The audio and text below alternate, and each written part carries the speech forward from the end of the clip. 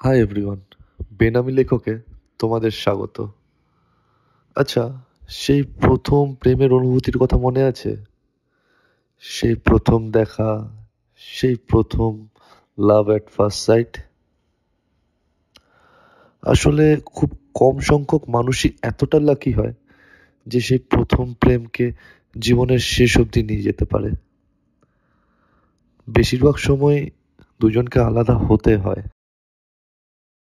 তো এই নিয়ে একটা লেখা আজকে শোনাচ্ছি। যদি নিজেদের সাথে মিল পাও বা নিজের কোনো চেনা বা কাছের বন্ধুর সাথে মিল পাও, তাহলে একবার পাঠিয়ে মনে করিয়ে দাও, আর লাইক আর সাবস্ক্রাইবটা করে দিও, আর কমেন্ট করে জানিও কেমন লাগলো। অনেকদিন পর হঠাৎ করে পড়ল মনে আজ, যেদিন তোমায় প্রথম দেখি, সেই সরল তোমার সাজ। প্রথম দেখাতেই চোখ ছেড়ে তুমি নেমে এসেছিলে আমার মনে, স্নিগ্ধ চেহারা, মায়াবী চোখ আর কাজল চোখের কোণে। এক আজব নেশায় অবশ হয়ে তোমার দিকে ছিলাম চেয়ে। এও কি সম্ভব? এত সুন্দর বাস্তবে হয় নাকি কোনো মেয়ে? হয়তো তুমিও খেয়াল করেছিলে, অনুভূতি জেগেছিল হয়তো তোমারও মনে, কিন্তু তখন বোঝনি হয়তো এই অনুভূতির কি মানে। তখন তোমার বয়স কম, আমারও বয়স অল্প। অল্প দিনেই তৈরি হয়েছিল আমাদের নিঃস্বার্থ ভালোবাসার গল্প।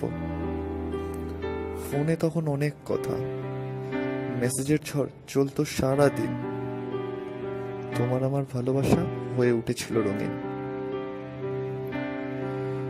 ক্লাসের বাইরে একলা আমি বসে থাকতাম এক কোণে, তোমায় নিয়ে কত রঙিন স্বপ্ন আঁকতাম মনে মনে। হঠাৎ যেন কেমন সব হয়ে গেল এলোমেলো, ঝড়ের হাওয়ায় সব স্বপ্ন কোথায় উড়ে চলে গেল। সময় সাথে বদলালে তুমি, যেমন রং বদলায় গাছের পাতা। দিনের শেষে রইল পড়ে আমার প্রিয় কবিতার খাতা। দোষ হয়তো আমারও ছিল, সময় দিতে পারিনি ঠিক তোমায়। তখন আমি দৌড়াচ্ছিলাম আমাদের সুরক্ষিত ভবিষ্যতের আশায়। আর